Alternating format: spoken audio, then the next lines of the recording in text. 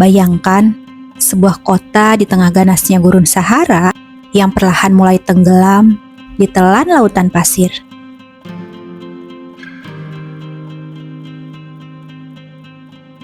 Tempat ini terpencil, gersang, dan seolah dilupakan dunia.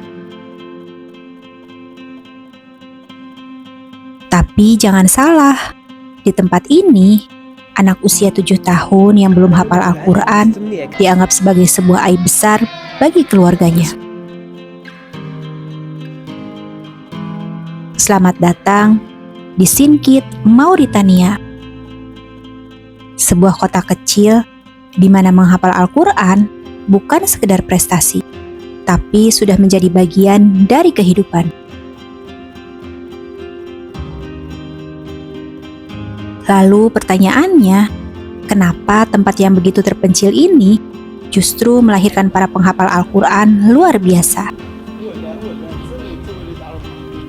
Hari ini, kita akan melihat bagaimana keterbatasan justru melahirkan kekuatan iman yang luar biasa.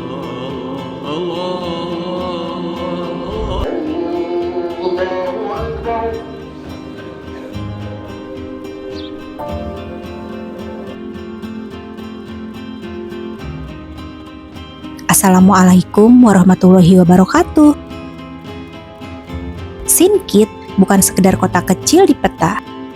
Dulu tempat ini adalah tempat berkumpulnya para jamaah haji dari seluruh Afrika Barat.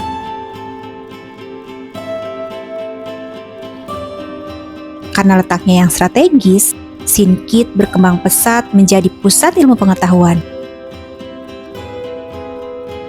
Bahkan, UNESCO menetapkannya sebagai situs warisan dunia karena ribuan manuskrip kuno masih disimpan di perpustakaan pribadi milik penduduk setempat hingga hari ini.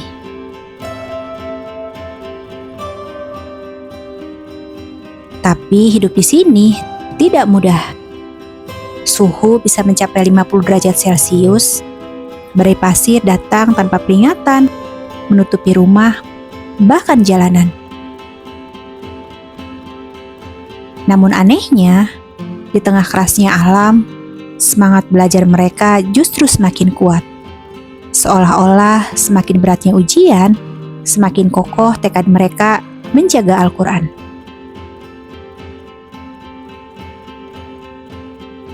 Lalu, apa rahasia hafalan mereka? Ternyata bukan teknologi canggih, justru sebaliknya. Sebuah kesederhanaan.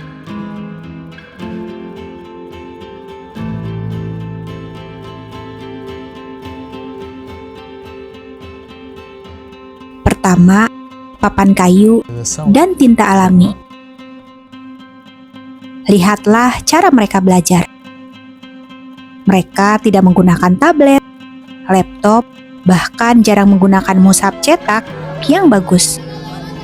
Mereka belajar menggunakan lauh, yaitu papan kayu tradisional. Setiap ayat ditulis dengan tinta alami, lalu dihafal sampai benar-benar melekat. Setelah itu, tulisannya dihapus dan diganti ayat berikutnya. Sederhana, tapi justru membuat hafalan lebih kuat. Karena mereka tidak hanya membaca, mereka menulis, mengulang, dan merasakan setiap ayat.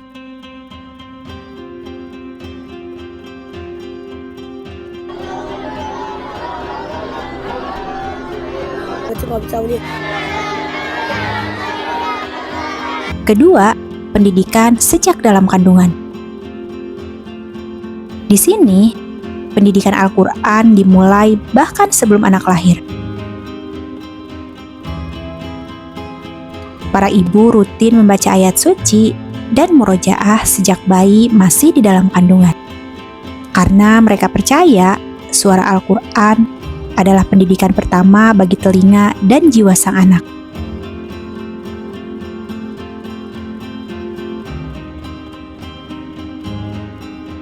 Di Sinkit, menghafal Al-Quran bukan sekedar ibadah.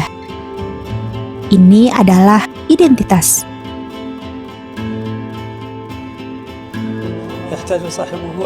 Jika seorang anak belum hafal di usia dini, orang tua merasa gagal dalam mendidik.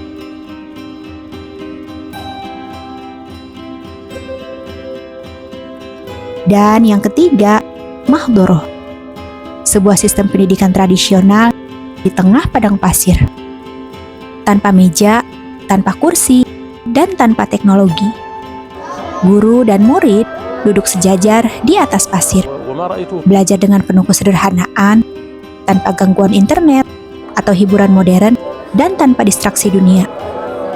Yang terdengar hanyalah suara lantunan hafalan yang terus diulang tanpa henti.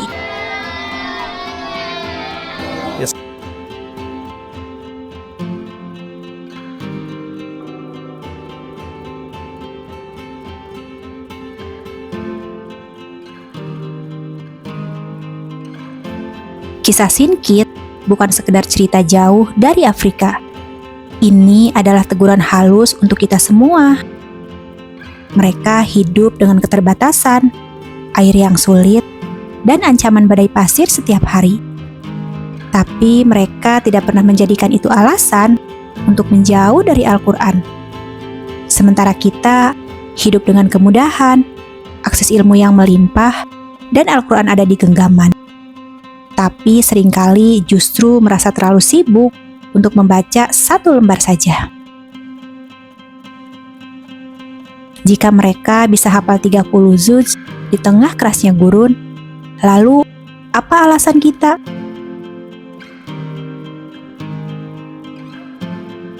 Sinkit mungkin perlahan akan terkubur pasir, tapi semangatnya jangan sampai hilang dari diri kita. Jika kisah ini menyentuh hati kalian, jangan biarkan berhenti di sini ya. Mulai hari ini, coba luangkan waktu meski hanya 1 ayat. Semoga kita semua diberi kemudahan untuk lebih dekat dengan Al-Quran. Jangan lupa like dan share video ini agar semakin banyak yang terinspirasi, dan subscribe untuk perjalanan inspiratif lainnya dari berbagai belahan dunia Islam. Wassalamualaikum warahmatullahi wabarakatuh.